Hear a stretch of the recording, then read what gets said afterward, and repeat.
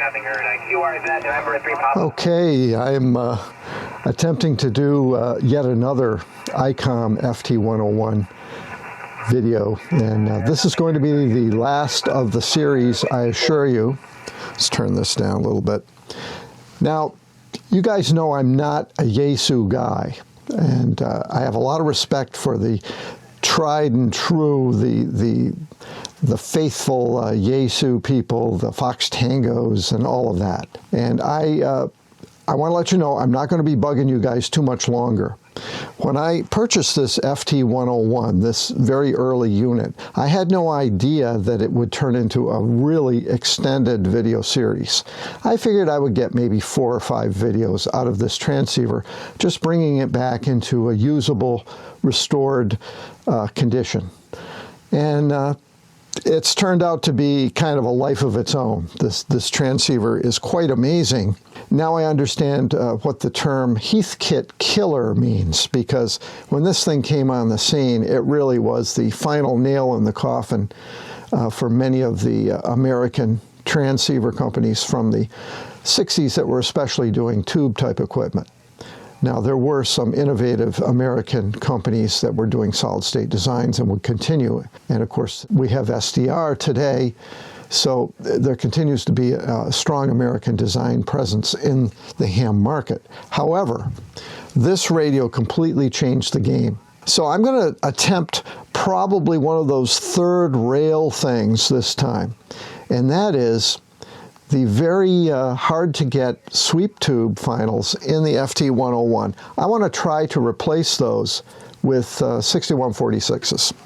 So let me reach over here and just pick up a random 6146. Now, these tubes are short enough they'll fit in the cage with no trouble. They're shorter than the original tubes. We have lots of folklore with this conversion, the conversion to 6146s. People understand that they're not going to get out as much power. We have some horror stories where, hey, that conversion ruined my radio. I never would have done that if this would have happened, or whatever. So I want to address all of that and more in these next couple of videos. You know, it only works with this tube, it doesn't work with this tube. And, you know, I want to go through all of that. So I'm probably going to use the 6146Bs and the 12-volt variant as the baseline of the conversion.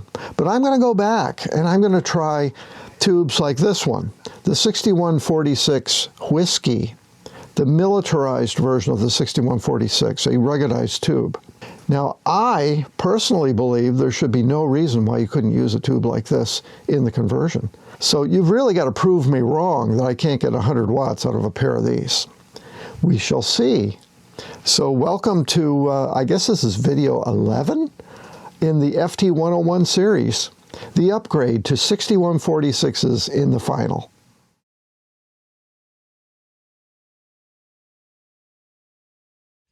So before we get started with the conversion details, let's go through some of the history online of the conversion of the FT101 from 6JS6C tubes to 6146 types. It seems like it really got started with this article from KU7G, Writing QST, May 1999. This kind of got the ball rolling. By this time, the 6JS6s were beginning to dry up, and people were thinking that maybe we wouldn't be able to get those sweep tubes much longer. The temptation to convert over to 6146s was definitely there. And 6146s are proper RF tubes. There's a lot of reasons why it makes sense you might want to go to a 6146 final. So there was a lot of activity back and forth in the early internet years, and you can go through, it's talking about the 12-volt equivalent, the 6883B. Basically, you're getting a little over 100 watts on the lower frequencies and 80 watts on 10 meters, and proper neutralization. And there's a lot of back and forth on the neutralization, depending on the type of 6146s that you stick in the thing. So there was a very formalized conversion article done And this is really detailed. It goes through the whole history and what tubes you can use. And this is really well done.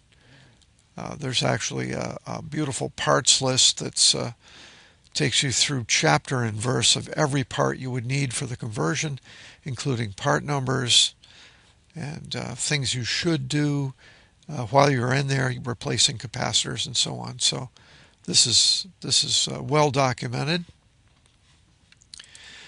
And as you go through, there's more and more discussions, and there's even some complaints. Don't do it. Wish I didn't do it. Never do it. Problems. Here is the basic conversion schematic that came out of all of this activity. Basically, you either use the 12-volt equivalent 6146Bs or 6146Bs themselves, and you put the filament, the heaters, in series. You have 12 volts AC, so you're putting them in series for the 6146s and in parallel for the 6883Bs. Another well-documented conversion right here, and you'll notice there are quite a few bypass capacitors that are added during the conversion. And I think this is a big hint for us. You're talking about 6146s, and their cathodes are not actually hard grounded, but you have some type of resistor that you're using to send to a meter to do cathode monitoring for cathode current. You need to do some proper bypassing on the cathodes. So as you can see here, this guy put 3 002s, one on each of the ground terminals on each of the tubes. So that's 6 capacitors total. Interesting, huh? So finally, I decided to look at the one of the final hybrid units. This is the Uniden Tempo 2020. This radio is probably one of the last of the hybrid radios, and it does use the tube lineup 12BY7 into 6146Bs, and they claim 100 watts output approximately. Probably a little more than that. I've seen comments that people are getting upwards of 120 watts out of this. This is the one that I think I am going to use and emulate. So let's let Yaesu themselves dictate what we should do. This is the final schematic of the Uniden Tempo 2020. And as you can see, they've got 1, 2, 3, 4, 5, 6, 7, 8, 9, 10 capacitors on the cathodes. Absolutely amazing, huh? So you wonder why some of these don't work that well with just a couple of .01s. Also, notice the dual capacitors on the screen. They're putting a 001 and a .01 on each screen. They have a series 100 ohm resistor feeding each screen, and they have a pretty stiff pair of shunt Zener diodes and even some additional filtering. So this is what Yaesu did themselves. I think this is some good guidance. It's just telling you that you need a lot of bypassing on that cathode. So if you want to get some power out, you need to do some things in that cage that maybe some of these conversion articles were a little skimpy on. Also, don't forget that 12BY7 driver tube. We're going to address that a little bit later. That's very important to get enough drive into the 6146Bs to get full output power. Another controversial subject that will probably get me in trouble is talking about the 6146 power tube kind of in a historical manner. RCA introduced the 25 watt plate dissipation 6146. It was a beam power tube, continuing the beam power tube series that was developed just before World War II. So in 1952, the 6146 showed up. It was revolutionary in its sensitivity or ability to produce very high power output with a very low drive level. And this is a small tube. It probably was going to knock the 807 off its ham radio pedestal. It promised 90 watts in plate input power for CW service below 30 megahertz, and at a plate current of about 150 milliamps at around 700 volts. A pair of these plain 6146s could easily do 100 to 120 watts output in amateur service. For driving this tube, they suggested that we use the 5763 beam power tube or a 2E26. And you have to remember that car batteries were 6 volts at this time, so a complete 6 volt setup. So this kind of a lineup was used all through the 50s. When Class AB1 single sideband service became the dominant mode around the 1959 to 1960, the 6146 tubes, which really weren't specified for AB1 single sideband, they were improved in manufacturing tolerances, and this gave the tube a more uniform and predictable service in sideband mode. So if you can get these 6146s that are post, say, 1960, they're going to be a little bit better in single sideband service than the original tubes from the 50s. The 6146As are really the same tube, but with a more vibration resistant and wider voltage tolerance heater. 6146s and 6146As have a 25 watt plate dissipation, and they can produce about 90 watts input power in CW or single sideband. So these improved versions became the standard pair of 100 watt output class transmitter finals pretty much through the mid-60s. But the higher dissipation plate version, the 6146B, introduced by Sylvania in 1964, was going to change things.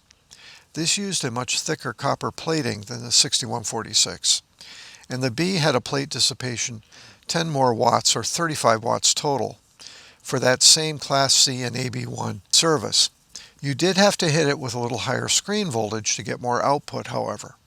And the filaments are different in the 6146B to the point that you don't want to mix an A with a B or a plain with a B, or they will not share the filament current correctly, and one filament will be hotter than the other, and this results in an uneven heating effect that usually upsets the starved 6146B and causes screen failures. So if you want to blow up the screen of a 6146B, mix it with a 6146A, and you'll have some trouble. I'm talking about series filament connections. So don't mix those A's and B's. The B version is simply a tube that can stand higher screen voltage without over-dissipating the plate. It can take about 40 degrees C higher temperature than the 6146A. So the result was that many of the commercial tube transmitters from around 1964-65 time frame began to feature the 6146Bs in the output stage. A pair of 6146Bs became the de facto standard in amateur transmitters, really until solid-state gear began to replace tube gear in the late 70s. Now the military version, the 6146W tube, it was originally constructed as a plain version. When the A came out, military wanted those to be 6146Ws. And when the Bs came out, they wanted those to be 6146Ws. So you really don't know what you have unless you check out the date code. Pretty much after 1964, most of those 6146Ws will act just like a 6146B. That's kind of the rule of thumb. There's going to be some differences as I stick different tubes into this radio. You're going to find it's going to neutralize different. We may have to play with the bias. And of course the screen voltage is going to be important to watch. I'm going to handle any of those differences between the types as I run into them. There's going to be some playing going on here as I change tubes during this conversion.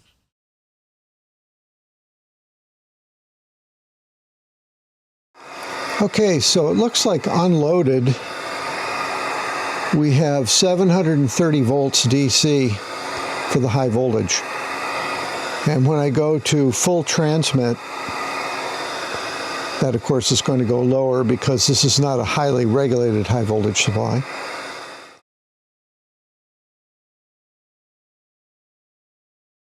Trying on the work on the radio there, and Got the solder just perfect. Okay, let's turn this down. As a matter of fact, let's pull the fan so it gets a little quieter here. Just in the receive mode, heaters are off here on the FT101. There's an excellent Excel spreadsheet that outlines chapter and verse on what components you're going to need to obtain to do the final conversion to the 6146. And I'm going to link that, of course, in the description, and I'll show you what this looks like. It's beautiful that the work was done, and you have this list that not only includes pricing, it also includes the actual part numbers. There's no reason at all why you shouldn't be able to get a hold of these parts with such a wonderful list that's been made for you. But I wanted to go a little bit further than that and show you some of the parts kind of physically so you can get a kind of a feel for what we're talking about. Okay, zooming in a little bit, you can see we have an assortment of parts on the table here. First of all, you need to have the tubes that you're going to be using in the radio. Now, since we're going to an octal style tube, the 6146 family, we're going to need a pair of sockets, of course. And I suggest that you use ceramic sockets. These are recycled. They've been cleaned up. Who knows where they came from, but they're beautifully made sockets that will go right into the radio. Also, the plate caps that are in there are fine, but if you want to replace them with ceramic caps, or better yet, a heat dissipating cap, that's just going to improve the life on those 6146s. 6146s aren't as tall as the original tubes, so there's no problem putting a nice plate cap on the tube. While you're in the radio, we have to talk, of course, about replacing the main filter capacitors. This is a pair of, what are these? These are 150 microfarads, and they're 500 volts. So these are a little bit of an upgrade from what's in there. It's hard to believe those are an upgrade since they're about a third the size of the capacitors that are in there. But that shows you how capacitor technology has improved over the years. These smaller capacitors these are actually 33 microfarad, 350 volt capacitors. You're going to need a pair of either 22 mic or 33 mic capacitors to go on the regulator board. This is because we'll be increasing the screen voltage on the 6146s, and the caps that are on that board are likely 200 or 250 volt parts. We would like to have more margin than that, so they should be either 350 or 450 volt rated capacitors. So we will be removing the regulator board to install or replace 2 capacitors on that board. Now, while you're on the regulator board, and it doesn't really matter what type it is, you might want to think about replacing the trimmer capacitors with multi-turn trimmers. That's what these are. Also, some people that are having problems with their 6-volt power supply regulator section, a lot of people have replaced their regulators with the ordinary 7806 1-amp regulator chip. And you can put this on the existing heatsink that's on the regulator card. That sounds like a brutal conversion, but it's really not much to it. And this will give you a stable 6-volt regulated supply you won't have to worry about. Let's talk about some other parts. Adding 10 meters, this particular radio that I am converting has a spare trimmer capacitor, and I'll be hooking that up for 10 meter operation. But many of the newer radios use that trimmer for 160 meters, so there is no spare trimmer. So you have to come up with a trimmer capacitor. So look for some pancake trimmers, something that will give you 50 or 60 picofarads of range. There will be some wiring to ground and just some general wiring under the socket. Try to stick with either bus wire or bare copper wire number 14 for the wiring underneath. Something this heavy, yes, you need something this heavy to get good grounding. There's a call out for a terminal strip, which is going to hold the regulator diodes. These are 5-watt Zener diodes, And you can use probably 62 volt, 75 volt. You might even get away with 82 volt Zehners or mix and match in order to arrive at what we're looking at for the screen voltage. I'll get into that a little later, but one reason why we don't get a lot of output with 6146s is the screen voltage. We want to make sure we have adequate screen voltage for the 6146. The sweep tubes had a lot more sensitivity, and they were happy with about 160 volts on the screen. Well, I will tell you, a 6146 would not be. It would like to see at least 200 to 240 volts on the screen. So we can talk about the Zehners a little bit later. Also, there's some balancing capacitors, resistors required when you're bypassing Zehners or, using balancing type circuits. You don't have to have as high a quality part as you would going from the high voltage all the way to ground, because each diode is fairly low voltage. So you can probably get away with orange drop capacitors, mylar capacitors, ceramic discs, low quality ceramic discs like these high voltage capacitors will work fine. To light up the Zehners, there's a series 5 watt resistor. They're going to look something like this. Could be this brown devil or some of these sand resistors, or it'll be something like that. There's a bunch of resistors required to, go across capacitors to make sure that the voltage is distributed evenly across components. So you want to buy about 10 470K half-watt minimum carbon resistors for that. These are some 0.01 2 kilovolt capacitors. These will be used all over the bottom of the tubes, both to bypass the filaments and other pins on the tube. When we are inside the radio, we need to replace the capacitors that are deemed critical in the driver section. One of them is the coupling capacitor between the output of the driver and the input of the finals, and the other is the neutralization bypass capacitor going from the bottom of the driver tank to ground. These are typically silver mica capacitors you'll be looking for, and you're looking for at least 1,000 volt rating on those capacitors. There's also a capacitor that will be used to neutralize the radio, and we're going to be talking about that and how different styles of 6146s will require different values of the fixed neutralization capacitor. There is a relay called out if you want to reduce some of the heat underneath, and this is basically interrupts the voltage to the screen regulator circuit. It's just a 12 volt relay. That's optional. And various other bypass capacitors. There's a terminal strip to hold the Zehners. The driver. This is probably the most important part of the conversion, making sure that you have a driver tube that has enough gain. And I'm even going to go further than that in this conversion. We're going to experiment with some 12BY7 equivalents that have more transconductance. Now, there are really 4 ways that prevent this radio from putting out adequate power with the 6146. The first is, of course, degradation of components. And as components degrade and the radio is mistuned, you'd be lucky to get 40 or 50 watts out of a 6146. So once you get those components changed out, no other changes, you'll end up getting more power out. The second reason is these tubes do require more screen voltage. So we're going to be handling the increase of the screen voltage on the 6146s. And the third reason, of course, is the choice of tubes. Not all tubes are up to snuff, especially the driver tube. If you don't have enough drive, it doesn't matter what final you're using. Unless you get enough grid current into the final, you're not going to be getting the full output.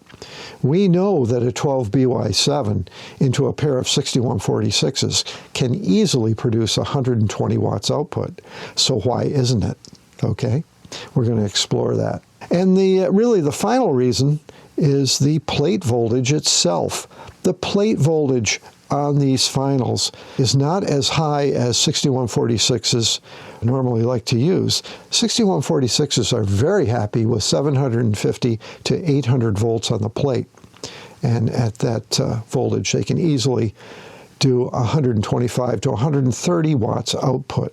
But with the limited voltage of the FT101, you may be severely limited on the maximum power you can put out.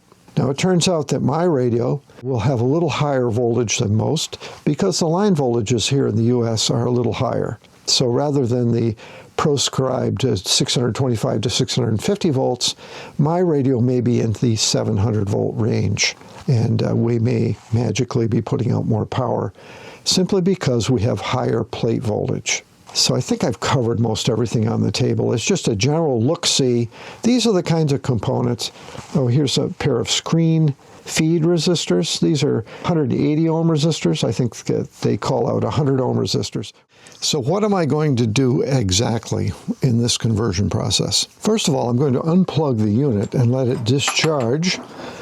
Remember, we are talking about high voltage in the final cage.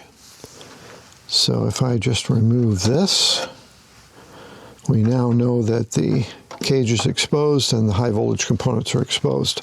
But even so, you definitely want to take a screwdriver from somewhere and you want to discharge to ground from the high voltage spots, okay? Just to make sure everything is discharged. So in the top part, all we're going to remove really are the tubes. The tubes are coming out. I will be removing the regulator board here, and the reason for that is there are a couple of capacitors that are only rated to 250 volts, and we're going to be increasing the screen voltage on the new finals, which are the 6146s. While you're at it, you can do other things in there. Like I said, you could upgrade the 6-volt regulator. You could install a trim pot or trim pots for your frequency and your bias adjustment. If you're going to be on that board anyway, now's the time to do things like that. We'll be talking about changing out the high voltage capacitors to replacements, and we'll get that done first. Now the power supply will have been upgraded. I am going from 100 microfarad capacitors to 150 microfarad capacitors, and that's going to give us more regulation, and hopefully that's going to help with our output power as well. Now, before I do anything, however, I want to measure what the high voltage is into a dummy load at full rated power output. We want to see what the slump is on the high voltage.